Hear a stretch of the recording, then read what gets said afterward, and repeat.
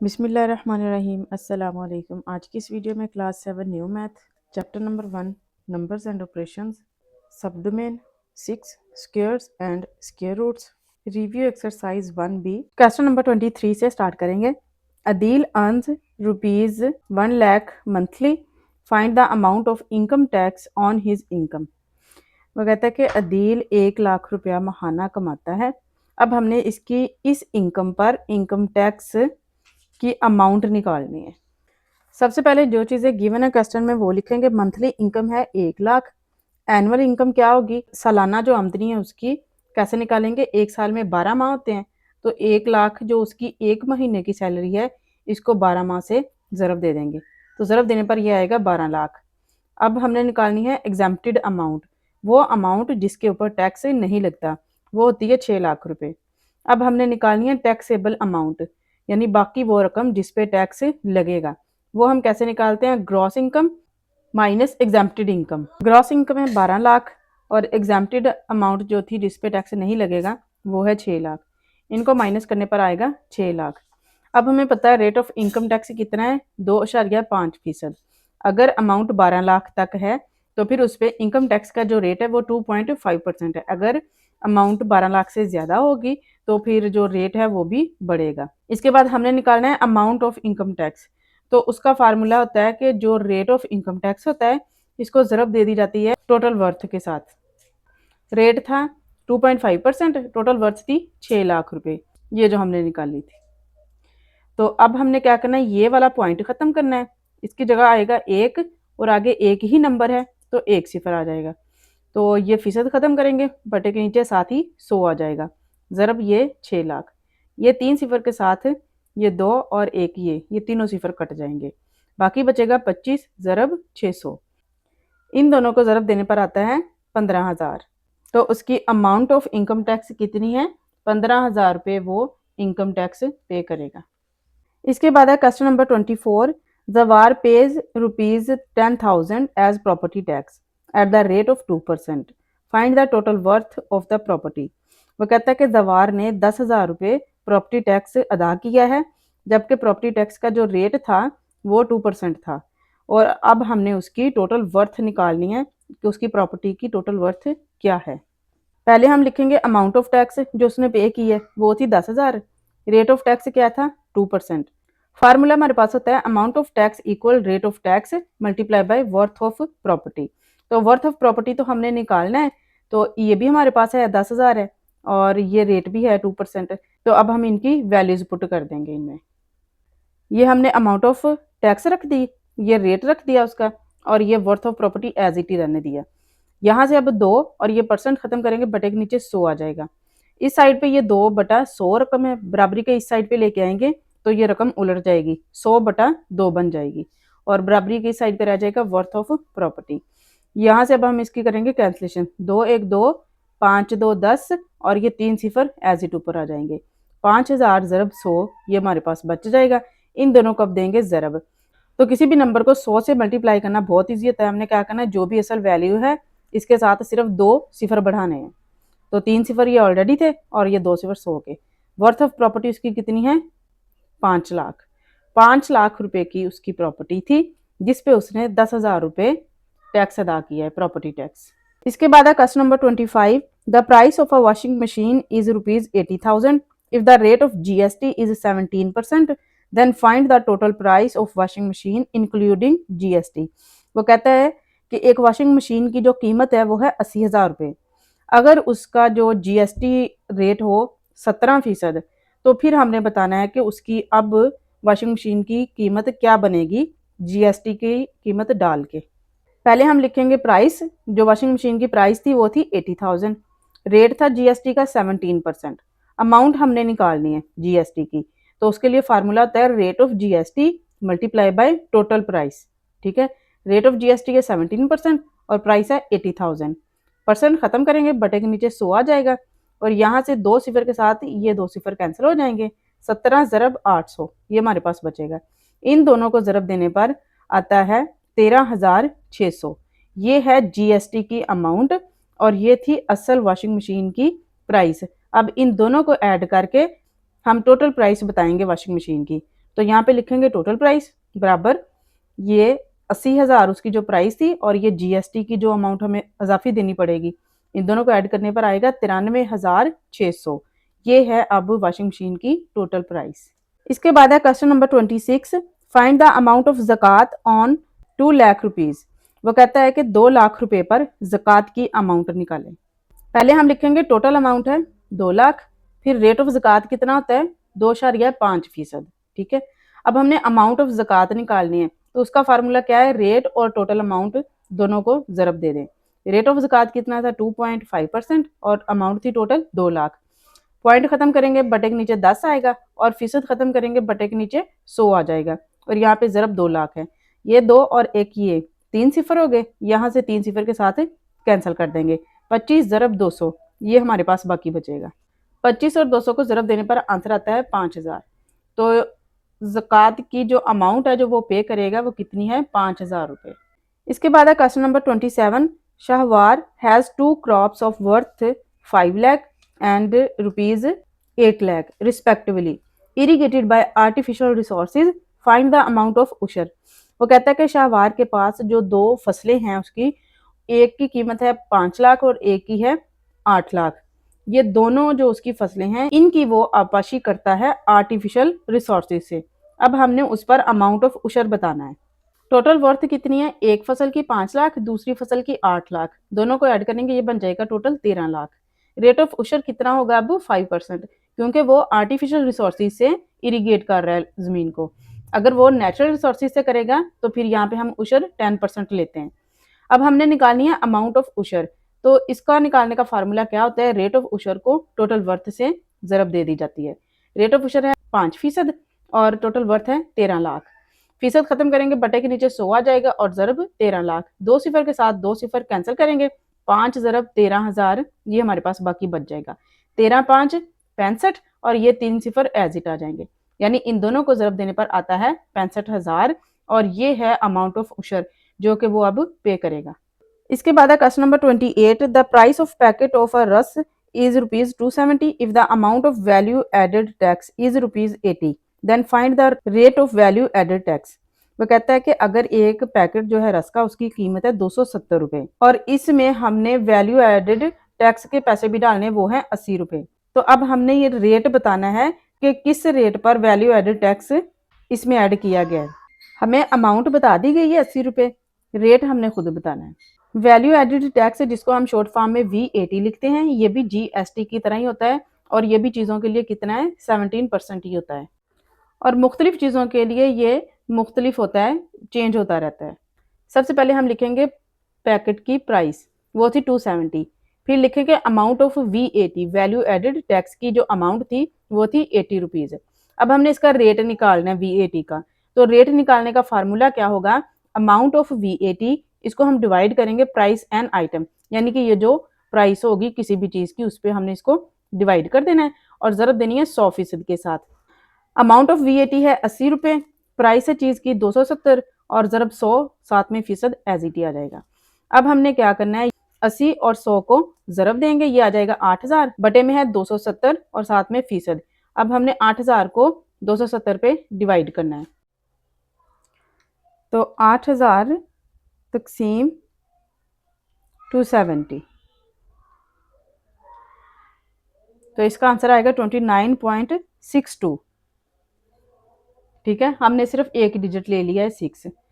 अब हमने इसको राउंड करके लिखना है, ये 6 है यानी 5 से बड़ा है, तो लेफ्ट साइड का जो नंबर होगा इसमें हम एक ऐड करेंगे, तो वो क्या हो जाएगा, 9 में हम एक ऐड करेंगे, ये बन जाएगा 10 और फिर 10 का ये जो एक है ये हम ऐड करेंगे इस 2 में, तो ये बन जाएगा हमारे पास 30% रेट ऑफ VAT है। इसके बाद है question number 29, find the squares of the following natural numbers. अब हमने इनके स्क्वायर निकालने हैं, इन चारों के स्क्वायर निकालने के लिए हम क्या करते हैं, सबसे पहले इसी नंबर का स्क्वायर लिखते हैं और फिर इसी नंबर को इसी नंबर से ज़रब दे देते हैं। 53 को 53 से मल्टीप्लाई करने पर आता है 2809, ये है इसका स्क्वायर। इसके बाद है पार्ट 2, 69, इसका स्क्वायर निकालना है। पहले हम इसका स्क्वायर लिखेंगे, फिर 69 को 69 से ही मल्टीप्लाई करेंगे, 69 मल्टीप्लाई बाय 69, तो ये आएगा 4761। ये इसका स्क्वायर है। अब हम 288 का स्क्वायर निकालेंगे। सबसे पहले स्क्वायर लिखेंगे, फिर इसी नंबर को इसी नंबर के साथ मल्टीप्लाई करेंगे और इनको ज़रब देने पर आता है 288 मल्टीप्लाई बाय 288, तो ये आएगा 82,944, 82,944। ये हमने इसका स्केल लिख दिया। इसके बाद हमने करना है 500 का स्केल। स्केल लिखेंगे, फिर 500 को 500 से ही ज़रब देंगे। इसका स्केल निकालना इजी है। 5 ज़रब 5 25, 2 सिफर ये और 2 सिफर ये, 4 सिफर इकट्ठे लिख देंगे। ये 500 का स्केल निकल आया। इसके बाद है question number 30, check whether the following numbers are perfect squares और नॉट। अब हमने ये बताना है कि इन नंबर्स में से कौन से परफेक्ट स्क्वायर हैं और कौन से परफेक्ट स्क्वायर नहीं हैं। तो सबसे पहले मैंने पार्ट नंबर 1 लिख लिया 441। परफेक्ट स्क्वायर है या नहीं ये बताने के लिए हम जो भी नंबर दिया होता है उसकी करते हैं फैक्टराइजेशन। तो सबसे पहले हम इसकी करेंगे अब तजज़ी। 1 3 3, एक कैरी चला जाएगा 14 बनेगा, 4 3 12, 2 बचेगा वो इधर चला जाएगा वो 21 बनाएगा, 7 3 21। अब फिर इसको 3 पे करेंगे, 4 3 12, 2 बच जाएगा वो 7 के साथ जाके 27 बनेगा, 9 3 27, फिर 7 7 49 और 1 7 7 आ जाएगा। अब ये जो इसके सारे प्राइम फैक्टर्स आए हैं यहाँ पे हम लिखेंगे प्राइम फैक्टर्स इक्वल 3377। अब 3 का भी स्क्वायर बन रहा है और 7 का भी स्क्वायर बन रहा है। तो ये देखें जितने भी प्राइम फैक्टर्स आए थे सारे के सारे ही स्क्वायर्स बना रहे हैं, तो ये एक परफेक्ट स्क्वायर है। और अगर इनमें कोई भी प्राइम फैक्टर स्क्वायर ना बनाता तो फिर ये परफेक्ट स्क्वायर नहीं होना था। इसके बाद है पार्ट 2 572। सबसे पहले करेंगे हम फैक्टराइजेशन। 2 2 4, एक कैरी गया 17 बन गया, 8 2 16, एक कैरी गया 12 बन जाएगा, 6 2 12। फिर 2 पे डिवाइड करेंगे, 1 2 2, 4 2 8, 3 2 6। अब ये 143 एक प्राइम नंबर है, ये खुद पे और सिर्फ एक पे ही डिवाइड हो सकता है, इसके अलावा ये और किसी नंबर पे डिवाइड नहीं होगा। अब यहाँ पे हम लिखेंगे प्राइम फैक्टर्स, ये जो सारे निकले 2 2 143। अब देखें ये 2 बार है तो इसका स्क्वायर बन जाता है, लेकिन 143 1 टाइम्स है तो इसका स्क्वायर नहीं बन रहा। तो इसमें यानी कि ये प्राइम फैक्टर है जो कि स्क्वायर नहीं बना रहा, तो इसलिए ये नॉट परफेक्ट स्क्वायर होगा। इसके बाद है 425, इसकी करेंगे फैक्टराइजेशन। 8 5 40, 2 कैरी गया 25 बन जाएगा, 5 5 25। फिर 1 5 5, 3 कैरी गया 35 बनेगा, 7 5 35। और 17 एक प्राइम नंबर है, ये खुद पे और एक पे ही डिवाइड होगा, इसके अलावा ये और किसी नंबर पे डिवाइड नहीं होगा। अब यहाँ पे हम ये सारे प्राइम फैक्टर्स लिखेंगे 5 5 और 17। 5 2 बार है इसका स्क्वायर बन जाएगा, लेकिन 17 एक बार है इसका स्क्वायर नहीं बनेगा, यानी इसमें ये जो प्राइम फैक्टर है ये स्क्वायर नहीं बना रहा, तो ये नॉट परफेक्ट स्क्वायर होगा। इसके बाद है पार्ट नंबर 4 3025। इसकी करेंगे सबसे पहले फैक्टराइजेशन। 6 5 30। अब ये 2 5 से छोटा नंबर है तो इसकी जगह हम पहले 0 लगाएंगे, फिर 5 5 25 इस पूरे नंबर को करेंगे, फिर 5 पे करेंगे डिवाइड। 1 5 5, एक कैरी गया 10 बनेगा, 2 5 10, 1 5 5। फिर अब हम 11 पे कर देंगे, 11 11 121 और 11 1 11। अब ये जो सारे प्राइम फैक्टर्स आए हैं ये हम सारे लिखेंगे, 5 5 11 और 11 ये चारों।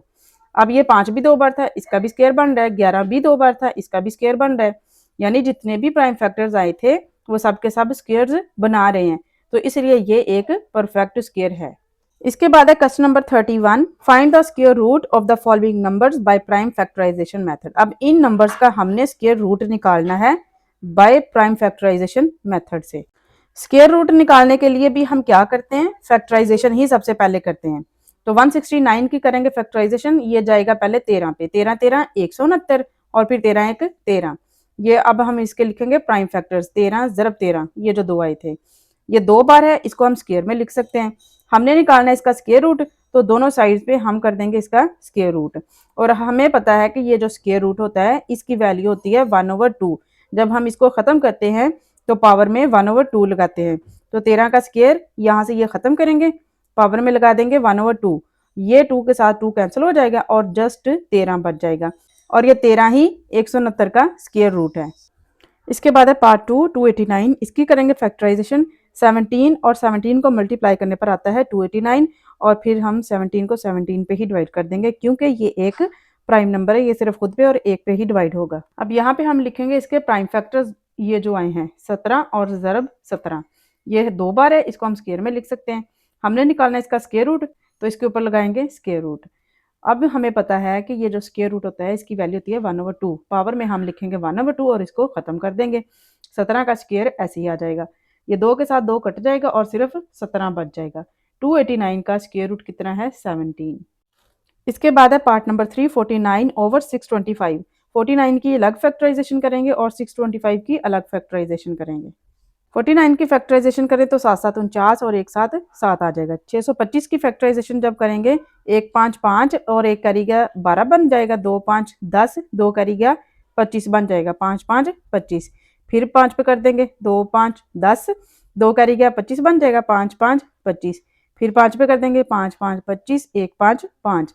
अब हमने 49 और 625 के ये जो फैक्टर्स आए हैं ये लिखेंगे, ये वाले दोनों के 7 ज़रब 7 और नीचे बटे में ये 4 बार 5 आया है। ये 2 बार है, इसका स्क्वायर हो जाएगा, और ये भी 2 बार है, इसका स्क्वायर बन जाएगा, और इन दोनों का एक स्क्वायर बन जाएगा।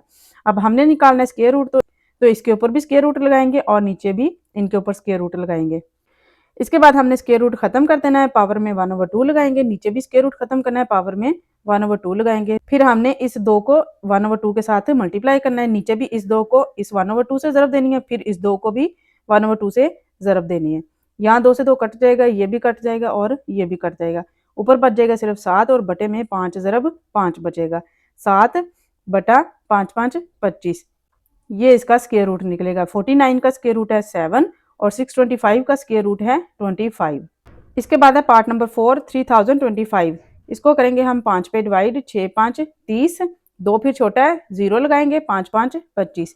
फिर 5 पे कर देंगे, 1 5 5 और एक करी जाएगा 10 बन जाएगा, 2 5 10 और 1 5 5। फिर 11 पे डिवाइड कर देंगे, 11 11 121 और 11 1 11। ये जो अब इसके प्राइम फैक्टर्स आए हैं ये सारे लिखेंगे, 5 ज़रब 5 ज़रब 11 ज़रब 11। अब जो 2 बार है इनका स्क्वायर बन जाएगा और इन दोनों का भी एक स्क्वायर बन जाएगा। हमने निकालना है स्क्वायर रूट, तो इसके ऊपर लगाएंगे स्क्वायर रूट। नेक्स्ट स्टेप में हमने ये स्क्वायर रूट खत्म कर देना है, पावर में 1/2 लगाएंगे। अब हमने हर पावर को इस होल पावर के साथ मल्टीप्लाई करना है। 5 की पावर 2 था, ज़रब ये होल पावर 1/2 लगाएंगे। 11 की पावर 2 था और ये ज़रब 1/2 लगाएंगे। यहाँ से 2 से 2 कट जाएगा, सिर्फ 5 बचेगा, और इधर भी 2 से 2 कट के सिर्फ 11 बच जाएगा। इन दोनों को ज़रब देने पर आएगा 55, यानी 3025 का स्क्वायर रूट क्या निकला है? 55। इसके बाद है question number 32, find the square root of the following numbers by division method. अब इनमें भी हमने स्क्वायर रूट ही निकालना है, लेकिन किस तरीके से? डिवीजन मेथड से। पार्ट 1 है 361। सबसे पहले हम करते हैं डिवीजन मेथड में पेयरिंग। इन दोनों का एक पेयर बन जाएगा और ये 3 अकेला रह जाएगा। 1 ज़रब 1 एक ही आएगा, 3 में से 1 निकालें 2 बचेगा, ऊपर से ये वाला पूरा पेयर नीचे आएगा। 1 जमा 1 2 बन जाएगा। अब हमने 2 के साथ कोई ऐसा नंबर लिखना है कि जब वो फिर पूरा कंप्लीट नंबर बनाए। जैसे हमने 9 लिखा है, ये पूरा नंबर बन गया 29। हमने इस पूरे नंबर 29 को फिर 9 से ही ज़रब देनी है। 9 लगाया था ना, तो फिर पूरे नंबर को 9 से ही ज़रब देनी है। तो 9 से ज़रब देने पर ये आएगा 261। तो जब इनको माइनस करते हैं 0 बाकी बचता है, यानी 361 का स्क्वायर रूट कितना निकला है? 19। ये जो हमारे पास ऊपर आंसर आया है। इसके बाद है पार्ट 2, 729। सबसे पहले करेंगे पेयरिंग राइट साइड से। ये इन दोनों का एक पेयर बन जाएगा और 7 अकेला रह जाएगा। 2 2 4 करेंगे, अगर 3 3 9 करेंगे फिर वो बड़ा हो जाएगा। 3 नंबर नहीं लेना, इसलिए हमने 2 लिया है। 7 में से 4 निकालेंगे, 3 बचेगा, ऊपर से ये वाला पूरा पेयर नीचे आ जाएगा। अब 2 जमा 2 4 बन जाएगा। 4 के साथ हमने नंबर लगाया 7, ये बन गया 47। अब इस 47 को हम 7 से ही मल्टीप्लाई करेंगे तो 329 आएगा। इनको माइनस करने पर क्या बचेगा? 0। तो आंसर हमारे पास निकला है 27। 729 का स्क्वायर रूट आता है 27। इसके बाद है पार्ट नंबर 3, 100/121। हम दोनों को बाय डिवीजन मेथड से अलग अलग सॉल्व करेंगे। 100 की अलग करेंगे और इसकी अलग डिवीजन मेथड करेंगे। पहले हम करते हैं 100 की, तो पेयरिंग करेंगे। इन दोनों का पेयर बन गया और एक अकेला रह गया। 1 ज़रब 1 एक ही आएगा, 1 में से 1 निकालें 0 बचेगा। लिख लें तब भी ठीक है, ना लिखें तब भी ठीक है। अब क्या होगा, ऊपर से ये वाला पूरा पेयर नीचे आ जाएगा, और वो तो है दोनों ही सिफर। ये बन जाएगा 1 जमा 1 2, और साथ में अब हम लगाएंगे 0, क्योंकि ये बनेगा फिर 20, और 20 को हम फिर 0 से ही ज़रब देंगे। जो नंबर यहाँ पे हम लगाते हैं उसी नंबर के साथ पूरे नंबर को ज़रब देते हैं। तो 20 को 0 से ज़रब देने पर ये क्या आएगा? 00। 0 में से 0 निकालें, 0 ही बचेगा। तो इसका स्क्वायर रूट कितना निकला है 100 का 10। अब हम निकालेंगे 121 का। इसकी करेंगे पहले पेयरिंग, इन दोनों का एक पेयर बन जाएगा और ये अकेला रहेगा। एक ज़रब एक ही आ जाएगा, एक में से एक निकालें 0 बचेगा। अब ये ऊपर से पूरा पेयर नीचे आएगा, 1 जमा 1 2 बन जाएगा, 2 के साथ लगाएंगे 1, ये बनेगा 21 और फिर 21 को 1 से ही ज़रब देंगे तो 21 आ जाएगा। 21 में से 21 निकाल दें 0 बचेगा, तो इसका आंसर आता है 11, यानी 121 का square root by division method आया है 11। अब हमने जो असल वैल्यू थी वो लिखनी है, 100 बटा 121 सारे का लगाना है स्क्वायर रूट के इस पूरी रकम का स्क्वायर रूट क्या निकला है 10 बटा 11। 100 का स्क्वायर रूट है 10 और 121 का स्क्वायर रूट है 11। इसके बाद है part number 4 6.76 bye division method. इसको सॉल्व करना है, स्क्वायर रूट निकालना है इसका। सबसे पहले करेंगे पेयरिंग राइट साइड से, इन दोनों का एक पेयर बन जाएगा और ये 6 अकेला रह जाएगा, 2 2 4, 6 में से 4 निकाले 2 बचेगा, ऊपर से ये वाला पूरा पेयर नीचे आ जाएगा, 2 जमा 2 4 बन जाएगा। अब हम पॉइंट से नेक्स्ट पार्ट जो है इसको सॉल्व करने लगे हैं, इसलिए जवाब में पॉइंट जाएगा और हम अब इस 4 के साथ 6 लगाएंगे, ये बनेगा 46 और फिर 46 को 6 से ही मल्टीप्लाई करेंगे तो ये बन जाएगा 276।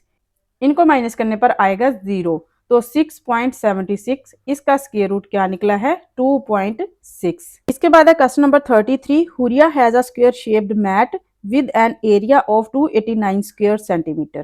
She wants to decorate the mat by putting fringe around the edge.